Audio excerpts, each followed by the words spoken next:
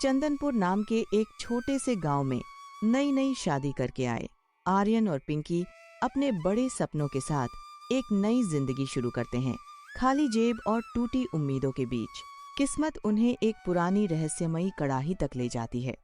यहीं से शुरू होती है उनकी संघर्ष, ईमानदारी और जादुई बिरयानी की अनोखी कहानी, जहां एक छोटा सा ठेला पूरे गांव की तकदीर बदल देता है। लो पिंकी, पहुंच गए अपने राजमहल में। यहाँ खिड़की की जरूरत नहीं है, दीवारों के छेदों से ही पूरा गांव दिख रहा है और छत ऐसी है कि रात को सीधे सितारे गिनते गिनते सो सकते हैं। महल छोटा है तो क्या हुआ आर्यन जी, हमारे सपने तो बड़े हैं ना।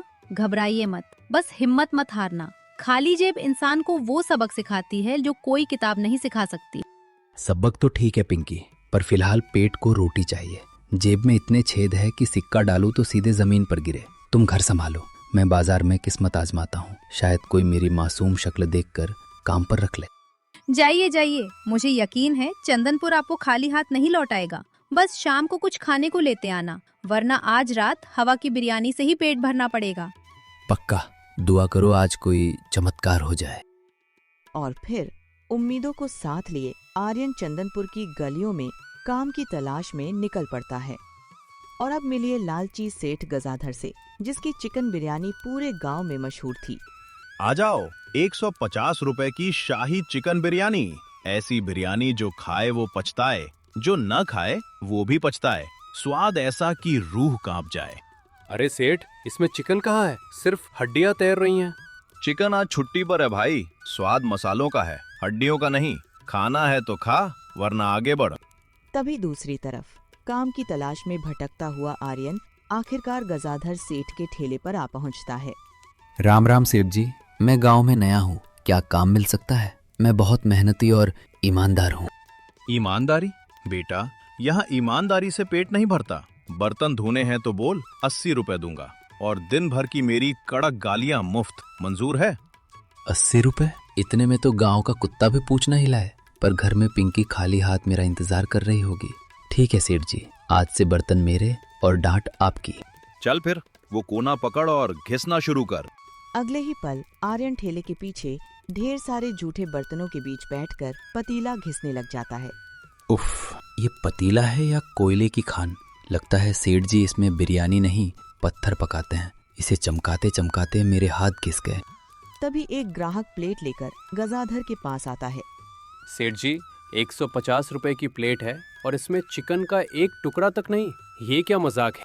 भाई, चिकन ने आजकल जिम ज्वाइन किया है। वो वर्कआउट करके दुबला हो गया है। चुपचाप मसालों की खुशबू लो और हड्डियां चबाओ, बहस मत करो।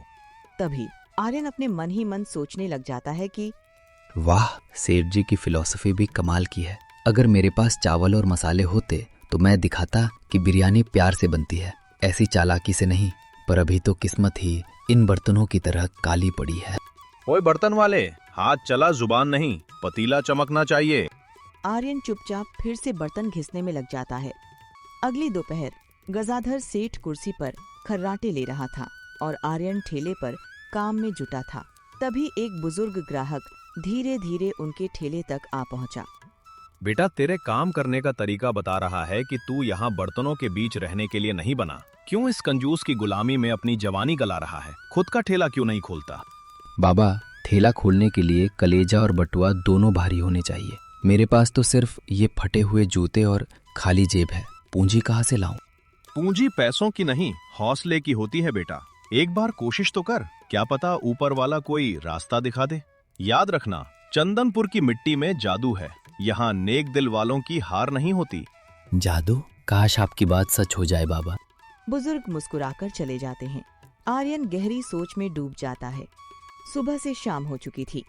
आर्यन ठेले पर लगातार बर्तन धोने में लगा हुआ था। तभी उसकी पत्नी पिंकी वहां आ जाती है। आर्यन जी, आज हमारी शादी की पहली सालगिरह है। घर पर दिया जलाया है, क्या आज हम थोड़ा जल्दी घर चल सकते हैं? सालगिरह? ओह, मैं तो काम में भूल ही गया था। रुको, मैं सेठ जी से पूछता हूँ। ए भाई, ये क्या ड्रामा है? ये बिरयानी का ठेला है या लव गार्डन? सालगिरह मनानी है तो पेरिस जा, यहाँ मेरा काम मत रोक। सेठ जी, बस आधा घंटा मांग रहा हूँ। आज का दिन हमारी जिंदगी के लिए खास है। खास है तो कल से अपनी जोरू को भी यहाँ ले आना। ये आलू छीलेगी और तू बर्तन धोना। जोड़ी को 20 रुपए एक्स्ट्रा दे दूंगा, वरना दफा हो यहाँ से। बस सेठ जी, अब तक आपने मुझे डांटा, मैंने सुना, पैसे कम दिए, मैंने काम किया, पर मेरी पत्नी का अपमान अब ये बर्दाश्त नहीं होगा। गरीब जरूर हैं हम, पर बेगैरत नहीं। आज से आपके बर्तन आप खुद धोना। चलिए आर्यन जी, जहाँ इज्जत नहीं वहाँ की रोटी हमें नहीं चाहिए। दोनों सिर उठाकर वहां से निकल जाते हैं। गजाधर हक्का बक्का खड़ा रह जाता है। अगले दिन आर्यन घर के अंदर सफाई कर ही रहा होता है कि तभी उसे एक पुरानी कड़ाही मिलती है। कड़ाही के अंदर एक छोटी सी पोटली पड़ी होती है, जिसे देखकर वह हैरान रह जाता है। ओह, ये तो बहुत पुरानी कढ़ाई है। अरे, इसके अंदर देखो, एक कपड़े की पोटली है। आर्यन पोटली खोलता है। उसके अंदर पुराने नोट और मसालों की छोटी पुड़ियाँ निकलती है। पिंकी, इसमें तो 1000 रुपए हैं। और ये मसाले, इनकी खुशबू तो पूरे कमरे में फैल गई। ऐसी महक मैंने पहले कभी नहीं सूंघी। ये कोई इत्तेफाक नहीं, चमत्कार है। गजाधर सेठ ने कहा था ना कि हमारा चूल्हा नहीं जलेगा। अब इसी कड़ाही में चंदनपुर की सबसे बेहतरीन बिरयानी पकेगी। सही कहा, कल हम अपना खुद का ठेला लगाएंगे। अब असली खेल शुरू होगा। अगले दिन गजाधर सेठ के ठेले के सामने आर्यन अपना नया ठेला लगाता है और उसके बोर्ड पर लिखा होता है 12 मटन लिवर बिरयानी। अरे देखो, कल का बर्तन धोने वाला आज राजा बनने चला है। ओए आर्यन, 12 रुपए में बिरयानी? क्या घास फूस और मिलावट खिला रहा है? राम राम सेठ जी, मिलावट आपके चिकन में थी, मेरी बिरयानी में तो प्यार और ताजे मसाले हैं। आप नोट गिनते रहिए, मैं स्वाद बेचूंगा। गर्मा गर्म बिरयानी, 12 रुपए में ऐसा स्वाद जो गजाधर सेठ की हड्डी वाली बिरयानी को भुला दे। आ जाओ चंदनपुर वालों। खुशबू सूंघकर ग्राहक आर्यन की तरफ दौड़ने लगते हैं। एक ग्राहक पहला निवाला खाता है। वाह, क्या स्वाद है। मसालों का ऐसा जादू पहले कभी नहीं चखा। गजाधर सेठ, आपकी दुकान की छुट्टी हो गई। अरे मेरे ग्राहक मत चुरा, ये 12 रुपए वाली नौटंकी कल ही बंद हो जाएगी। देखते हैं सेठ जी, फैसला अब चंदनपुर की जनता करेगी। गजाधर का ठेला छोड़कर सभी ग्राहक आर्यन के ठेले पर भीड़ लगाए हुए होते हैं और मटन बिरयानी का आनंद ले रहे होते हैं। वाह आर्यन भाई, ये मटन लीवर तो मक्खन की तरह जुबान पर पिघल रहा है। ऐसा स्वाद तो बड़े बड़े होटलों में भी नहीं मिलता। आखिर क्या राज है इसमें? भाई साहब, इसमें ईमानदारी का मसाला है और मेहनत का तड़का। बस लोगों का पेट भरना चाहिए, जेब नहीं। सच कहा गजाधर सेठ, अब आपकी हड्डी वाली बिरयानी के दिन लद गए। असली जायका तो यहाँ है। 12 रुपए में मटन लिवर और बासमती चावल? जरूर ये लोगों को कोई नशा खिला रहा है या फिर कोई गंदा खेल खेल रहा है। मैं इसकी पोल खोल कर रहूंगा, वरना मेरी दुकान तो कबाड़ बन जाएगी। जल्दी आइए भाइयों, गर्मा गर्म बिरयानी खत्म होने वाली है। उस रात गजाधर छुपकर आर्यन के घर के बाहर खिड़की के पास उनकी बातें सुन रहा होता है। पिंकी, आज तो कमाल हो गया, 500 प्लेट बिक गई। और देखो, इस कढ़ाई से जितने पैसे निकालो ये फिर से भर जाती है। ये तो वाकई जादुई है। हाँ आर्यन जी, पर याद रहे हमें लालच नहीं करना है। ये कढ़ाई हमें गरीबों की सेवा के लिए मिली है। हम सिर्फ उतना ही लेंगे जिससे बिरयानी सस्ती बिक सके। जादुई कड़ाही? जितने पैसे निकालो उतने फिर भर जाते हैं। ओ तेरी, तो ये राज है इसकी 12 रुपए वाली बिरयानी का। अब आएगा मजा। कल सुबह ही मुखिया जी के पास जाऊंगा और कहूंगा कि आर्यन काला जादू कर रहा है। जब पंचायत बैठेगी तो ये कड़ाही मेरी होगी और आर्यन गांव से बाहर। अगले दिन गजाधर मुखिया जी को लेकर आर्यन के ठेले पर पहुंच जाता है। मुखिया जी, ये रहा वो जादूगर। इसके पास एक शैतानी कड़ाही है जिसमें ये रात भर काला जादू करता है। 12 रुपए में बिरयानी खिलाकर ये पूरे गांव को अपने वश में कर लेगा। आर्यन, गजाधर का आरोप बहुत संगीन है। 12 रुपए में इतना अच्छा खाना मुमकिन नहीं है। क्या तुम गांव वालों को कोई नशा खिला रहे हो? हमें सच बताओ, वरना अभी तुम्हारा ठेला बंद कर दिया जाएगा। हाँ, हमें सच जानना है। ये बिरयानी इतनी स्वादिष्ट कैसे है? मुखिया जी, न्याय करने से पहले सच देखना जरूरी है। वो कड़ाही शैतानी नहीं, ईश्वरीय आशीर्वाद है। आप सब अभी मेरे घर चलिए, सच आपके सामने होगा। हाँ हाँ, चलो सब इसके घर। आज इसकी पोल खुलनी ही चाहिए। आर्यन के घर की छोटी सी रसोई।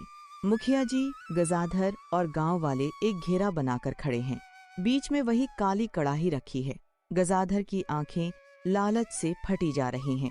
तो आर्यन, यही है वो जादुई चीज जिसके बारे में गजाधर शोर मचा रहा था। देखने में तो ये एक आम पुरानी कढ़ाई लग रही है। दिखने में आम है मुखिया जी, पर इसकी हकीकत बहुत गहरी है। कढ़ाई साफ करते वक्त मुझे ये चिट्ठी मिली थी। ये उन बाबा की वसीयत है जो बरसों पहले इस कमरे में रहते थे। लिखा है, ईश्वर का आशीर्वाद कड़ाही के रूप में ये पात्र केवल उसी के लिए धन और अन्न उबलेगी जिसका हृदय गंगा जैसा शुद्ध हो और जिसकी नीयत भूखों का पेट भरना होगा। याद रहे, जिस पल इस कड़ाही का मालिक लालच के वश में होकर अपनी तिजोरी भरने की सोचेगा, उसी पल ये जादू खत्म हो जाएगा और कड़ाही साधारण मिट्टी बन जाएगी। सब लोग सन्न रह जाते हैं। गजाधर के माथे पर पसीना आने लगता है, पर उसका लालच अभी भी खत्म नहीं हुआ।